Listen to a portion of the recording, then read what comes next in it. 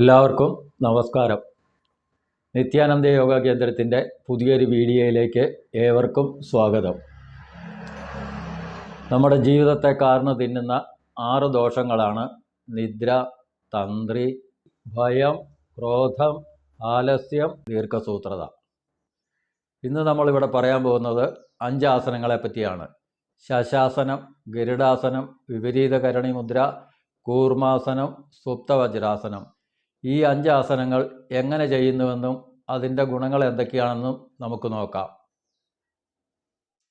ഇന്നത്തെ ക്ലാസ്സിലേക്ക് നമുക്ക് വിശദമായി കടക്കാം. ഇന്ന് ആദ്യം ചെയ്യാൻ പോകുന്നതാണ് ശശാസനം. ഈ ആസനം ചെയ്യുന്നതിനായി 2 കാലുകളുടെയും മുട്ടുകൾ മടക്കി പൃഷ്ഠഭാഗം കാലുകളുടെ ഉപ്പൂറ്റിയിൽ വരുന്ന രീതിയിൽ നട്ടെല്ല് നിവർന്നിരിക്കുക. കൈകൾ രണ്ടും കാൽമുട്ടുകളിൽ കമഴ്ത്തിയും വെക്കേണ്ടതാണ്.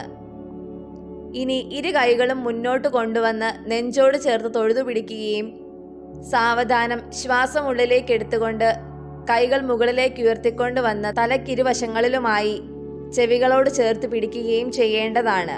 ഇനി ശ്വാസം പുറത്തേക്ക് വിട്ടുകൊണ്ട് മുന്നോട്ട് വന്ന് കുനിഞ്ഞ് നെറ്റിയും 2 കൈകളും തറയിൽ പതിച്ചു വെക്കാൻ ശ്രമിക്കുകയും ചെയ്യുക. വീണ്ടും ശ്വാസം ഉള്ളിലേക്ക് എടുക്കുമ്പോൾ ഉയർന്നു വരികയും ശ്വാസം വിട്ടുകൊണ്ട് മുന്നോട്ട് കുനിഞ്ഞു വരികയും ചെയ്യേണ്ടതാണ്. ഇതേ രീതിയിൽ 8 10 തവണ ആവർത്തിക്കാവുന്നതാണ്. ബുദ്ധിമുട്ട് തോന്നുമ്പോൾ വിശ്രമിക്കുകയും വീണ്ടും ഇതേ രീതിയിൽ തന്നെ 1 2 തവണ കൂടി ആവർത്തിക്കുകയും ചെയ്യുക. ഇങ്ങനെ ചെയ്യുമ്പോൾ കൈമുട്ടുകൾ മടങ്ങുകയോ പൃഷ്ഠഭാഗം കാലുകളിൽ നിന്ന് ഉയർന്നു പോവുകയോ ചെയ്യാതിരിക്കാൻ പ്രത്യേകം ശ്രദ്ധിക്കേണ്ടതാണ്. ഈ ആസനം ചെയ്യുന്നത് മൂലം അഡ്രിനൽ ഗ്രന്ഥികളുടെ പ്രവർത്തനങ്ങളെ ക്രമീകരിക്കുകയും പുഷ്ടിപ്പെടുത്തുകയും ചെയ്യുന്നതിന് സാധിക്കുന്നു. ഈ ഗ്രന്ഥികളുടെ താളപ്പിഴകൾ മൂലം ഉണ്ടാകുന്ന അകാരണമായ ഭയവും ദേഷ്യവും നിയന്ത്രിക്കപ്പെടുന്നതിനും ഇത് ചെയ്യുന്നത് മൂലം സാധിക്കുന്നു.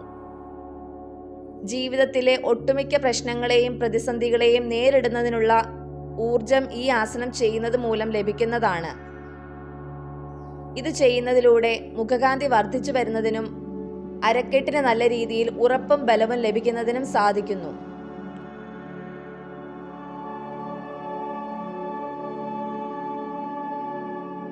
ഇനി അടുത്തതായി ഗരുഡാസനം ചെയ്യുന്നത് എങ്ങനെയെന്ന് നോക്കാം. ഈ ആസനം ചെയ്യുന്നതിനായി 2 കാലുകളും ചേർത്ത് വെച്ച് നട്ടെല്ല് നിവർന്ന് നിൽക്കുക. കൈകൾ രണ്ടും ശരീരത്തോട് ചേർത്ത് കമഴ്ത്തിയും വെക്കേണ്ടതാണ്. ഇനി വലതുകാൽ മടക്കി ഇടതുകാലിന്റെ വലതുവശത്തു കൂടി കൊണ്ടുവന്ന് ആ കാലിന്റെ വിരലുകൾ ഇടതുകാലിന്റെ കുഴയിൽ വലതുവശത്തായി ഉറപ്പിച്ചു വെക്കുകയും അതേപോലെ തന്നെ വലതുകൈ ഇടതുകൈയുടെ മുകളിൽ കൂടി കൊണ്ടുവന്ന് ഉള്ളംകൈകൾ രണ്ടും ചേർത്ത് തൊഴുതു പിടിക്കുകയും ചെയ്യേണ്ടതാണ്. 2 കണ്ണുകളുടെയും ദൃഷ്ടികൾ നേരെ മുന്നിലേക്കും 2 കൈകളും കഴിയുന്നത്ര മുകളിലേക്ക് ഉയർത്തിയും പിടിക്കേണ്ടതാണ്. ഈ അവസ്ഥയിൽ നിന്നുകൊണ്ട് ശ്വാസം എടുക്കുകയും വിടുകയും ചെയ്യാവുന്നതാണ്. ബുദ്ധിമുട്ട് തോന്നുമ്പോൾ കൈകാലുകൾ താഴ്ത്തി വെച്ച് വിശ്രമിക്കുകയും വീണ്ടും ഇതേ രീതിയിൽ തന്നെ കൈകാലുകൾ തിരിച്ചു വെച്ചും ചെയ്യേണ്ടതാണ്. ഈ രീതിയിൽ 2 കൈകളും കാലുകളും മാറി മാറി 1 2 തവണ കൂടി ആവർത്തിക്കുകയും ചെയ്യുക. ഈ ആസനം ചെയ്യുന്നത് മൂലം നട്ടെല്ലിന്റെയും കഴുത്തിന്റെയും കശേരുക്കൾക്ക് മേൽപോട്ടുള്ള വലിവ് ലഭിക്കുന്നതിന് സഹായിക്കുന്നു. അതുമൂലം കഴുത്തിനുണ്ടാകുന്ന വേദനയ്ക്ക് ശമനം കാണുന്നതിനും സാധിക്കുന്നു. കൈകാലുകളുടെ കഴച്ചുപൊട്ടൽ മാറിക്കിട്ടുന്നതിനും ഉദരപേശികൾക്ക് മുകളിലേക്ക് നല്ല രീതിയിൽ അയവും വലിവും ലഭിക്കുന്നതിനും സാധിക്കുന്നു. ഈ ആസനം ചെയ്യുന്നതിലൂടെ വെരിക്കോസ് വെയിന് നല്ല രീതിയിൽ കുറവ് കാണുന്നതിനും പുറത്തെയും കഴുത്തിലെയും കൈകാലുകളിലെയും പേശികൾ ശക്തിപ്പെടുന്നതിനും സാധിക്കുന്നു. ഇനി അടുത്തതായി വിപരീതകരണി മുദ്ര ചെയ്യുന്നത് എങ്ങനെയെന്ന് നോക്കാം. ഇത് ചെയ്യുന്നതിനായി 2 കാലുകളും ചേർത്ത് വെച്ച് മലർന്നു കിടക്കുക. കൈകൾ രണ്ടും ശരീരത്തോട് ചേർത്ത് കമഴ്ത്തിയും വെക്കേണ്ടതാണ്. സാവധാനം ശ്വാസം ഉള്ളിലേക്ക് എടുത്തുകൊണ്ട് 2 കാലുകളും നടുവും തറയിൽ നിന്ന് കഴിയുന്നത്ര ഉയർത്താൻ ശ്രമിക്കുകയും അതോടൊപ്പം 2 കൈകളുടെയും മുട്ടുകൾ തറയിലൂന്നി പൃഷ്ഠഭാഗം കൈപ്പത്തികളിൽ വരുന്ന രീതിയിൽ താങ്ങി പിടിക്കുകയും ചെയ്യുക. ഇത് ചെയ്യുമ്പോൾ 2 കാലുകളുടെയും മുട്ടുകൾ മടങ്ങാതിരിക്കാൻ പ്രത്യേകം ശ്രദ്ധിക്കേണ്ടതാണ്.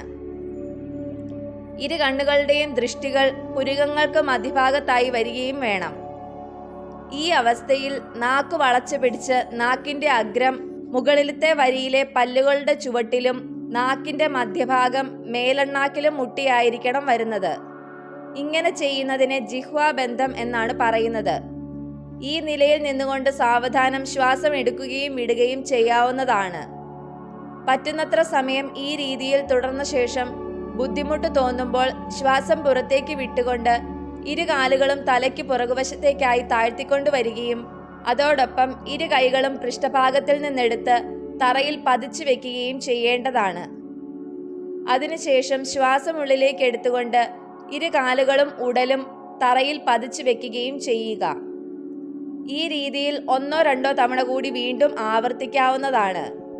ഇത് ചെയ്യുമ്പോൾ ഇരു കാലുകളുടെയും മുട്ടുകൾ മടങ്ങി വരികയോ വായ തുറന്നു പോവുകയോ ചെയ്യാതെ ശ്രദ്ധിക്കുക. ഇത് ചെയ്യുന്നത് മൂലം മൂലാധാര ചക്രം ഉണർന്നു പ്രവർത്തിക്കുന്നതിന് സാധിക്കുന്നു. ജരാനര പോലും ബാധിക്കാത്ത ഒരവസ്ഥയിലേക്ക് എത്തിച്ചേരുന്നതിന് സഹായിക്കുന്നു.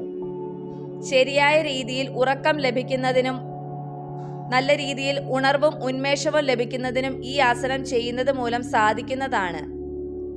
അതേപോലെ തന്നെ എന്തിനേയും നേരിടുന്നതിനുള്ള ഒരു മനസ്സിന്റെ ഉടമയായി തീരുന്നതിനും ഇത് ചെയ്യുന്നത് മൂലം സാധിക്കുന്നു. ഇനി അടുത്തതായി കൂർമാസനം ചെയ്യുന്നത് എങ്ങനെയെന്ന് നോക്കാം. ഈ ആസനം ചെയ്യുന്നതിനായി ഇരു കാലുകളും നീട്ടിവെച്ച് നട്ടെല്ല് നിവർന്നിരിക്കുക. കൈകൾ രണ്ടും കാൽമുട്ടുകളിൽ കമഴ്ത്തിയും വെക്കേണ്ടതാണ്. ഇനി ഇരു കാലുകളുടെയും മുട്ടുകൾ മടക്കി കാലുകളുടെ ഉപ്പുറ്റി ശരീരത്തോട് ചേർത്ത് വെക്കുകയും ചെയ്യുക. ഇപ്പോൾ ഇരു കാലുകളുടെയും പാദങ്ങൾ രണ്ടും ചേർന്നും കാൽപാദങ്ങളുടെ വശങ്ങൾ തറയിൽ പതിഞ്ഞും ഇരിക്കേണ്ടതാണ്.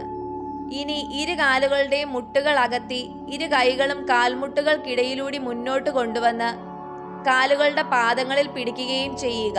ഈ നിലയിൽ ഇരുന്നു കൊണ്ട് ദീർഘമായി ശ്വാസം ഉള്ളിലേക്ക് എടുക്കുകയും ശ്വാസം വിട്ടുകൊണ്ട് മുന്നോട്ട് വന്ന് കുനിഞ്ഞ് നെറ്റി കാൽപാദങ്ങളിൽ മുട്ടിക്കാൻ ശ്രമിക്കുകയും ചെയ്യുക. ഈ നിലയിൽ ഇരുന്നു കൊണ്ട് ശ്വാസം എടുക്കുകയും വിടുകയും ചെയ്യാവുന്നതാണ്.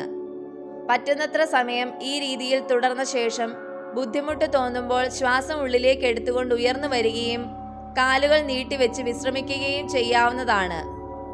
വീണ്ടും ഇതേ രീതിയിൽ തന്നെ 1-2 തവണ കൂടി ആവർത്തിക്കുകയും ചെയ്യുക. ശ്വാസം പുറത്തേക്ക് വിട്ടുകൊണ്ട് മുന്നോട്ട് എത്രത്തോളം താഴ്ന്നു വരാൻ പറ്റുമോ അത്രത്തോളം താഴ്ന്നു വന്നാൽ മതിയാകും. ബുദ്ധിമുട്ടിയോ കഷ്ടപ്പെട്ടോ മുന്നോട്ട് കുനിഞ്ഞു വന്ന് നെറ്റി കാൽപാദങ്ങളിൽ മുട്ടിക്കാൻ ശ്രമിക്കേണ്ട കാര്യമില്ല. അവനവൻ എത്രത്തോളം ചെയ്യാൻ പറ്റുമോ അത്രത്തോളം ചെയ്താൽ മതിയാകും. ഈ ആസനം ചെയ്യുന്നത് മൂലം തലച്ചോറും അതിനോടനുബന്ധിച്ചുള്ള സകല നാഡീഞരമ്പുകളും ശക്തങ്ങളാകുന്നതിന് സാധിക്കുന്നു. തലയ്ക്ക് നല്ല രീതിയിൽ കുളിർമ ലഭിക്കുന്നതിനും തലയ്ക്കുണ്ടാകുന്ന മന്ദത മാറിക്കിട്ടുന്നതിനും സാധിക്കുന്നു. അതേപോലെ തന്നെ ഉണർവും ഉന്മേഷവും ലഭിക്കുന്നതിനും ആത്മവിശ്വാസം കൈവരുന്നതിനും ഈ ആസനം ചെയ്യുന്നത് മൂലം സാധിക്കുന്നതാണ്. വിശപ്പും ശരിയായ രീതിയിൽ ഉറക്കവും ലഭിക്കുന്നതിനും മനസ്സിനെ നല്ല രീതിയിൽ നിയന്ത്രിക്കുന്നതിനുള്ള കഴിവ് ലഭിക്കുന്നതിനും ഈ ആസനം ചെയ്യുന്നത് മൂലം സാധിക്കുന്നു.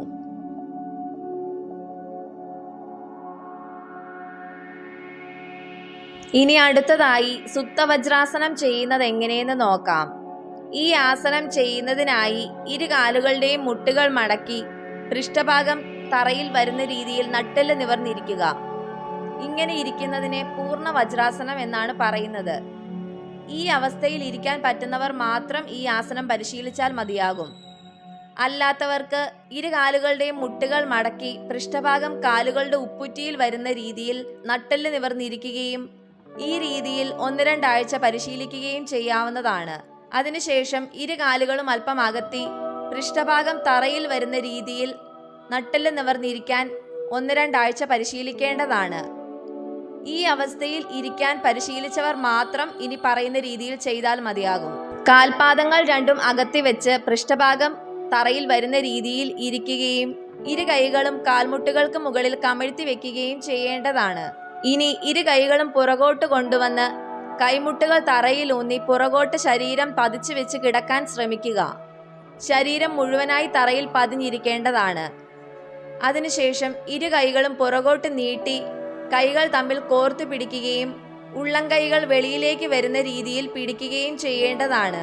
ഈ നിലയിൽ കിടന്നുകൊണ്ട് സാവധാനം ശ്വാസം എടുക്കുകയും വിടുകയും ചെയ്യുക.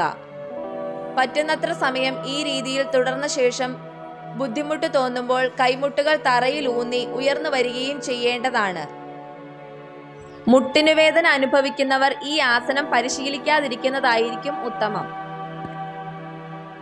ഈ ആസനം ചെയ്യുന്നത് മൂലം നട്ടെല്ലിന് നല്ല രീതിയിൽ അയവും വലിവും ലഭിക്കുന്നതിന് സാധിക്കുന്നു.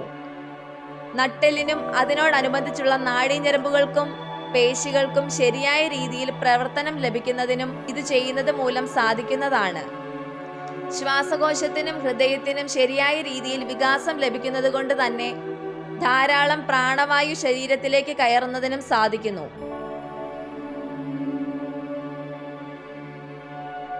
ഇത്രയും ആസനങ്ങൾ ചെയ്ത ശേഷം ശവാസനം ചെയ്തു മാത്രമേ യോഗ പൂർത്തിയാക്കാവൂ.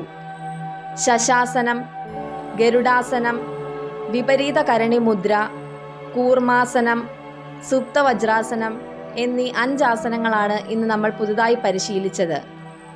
വിപരീത കരണി മുദ്ര, കൂർമാസനം എന്നിവ കഠിനമായ കഴുത്തിന് വേദന അനുഭവിക്കുന്നവർ ബലം പിടിച്ചു ചെയ്യാൻ പാടില്ല. പൂർണ്ണവജ്രാസനത്തിൽ സുഖമായി നട്ടെല്ല് നിവർന്നിരിക്കാൻ പറ്റുന്നവർ മാത്രം സുപ്തവജ്രാസനം പരിശീലിച്ചാൽ മതിയാകും. ഇന്ന് പരിശീലിച്ച 5 ആസനങ്ങളും ചെയ്യുന്നതെങ്ങനെയെന്നും ഇവ ഓരോന്നും ചെയ്യുന്നത് മൂലം ലഭിക്കുന്ന ഗുണങ്ങൾ എന്തൊക്കെയെന്നും എല്ലാവർക്കും മനസ്സിലായെന്ന് പ്രതീക്ഷിക്കുന്നു. കൂടുതൽ ആസനങ്ങൾ വരുന്ന ക്ലാസ്സുകളിൽ നമുക്ക് പരിചയപ്പെടാം. വീഡിയോ ഇഷ്ടപ്പെട്ടിട്ടുണ്ടെങ്കിൽ ലൈക്കും ഷെയറും സബ്സ്ക്രൈബും ചെയ്യാൻ മറക്കരുത്. ലോകാ സമസ്ത സുഖിനോ ഭവന്തു.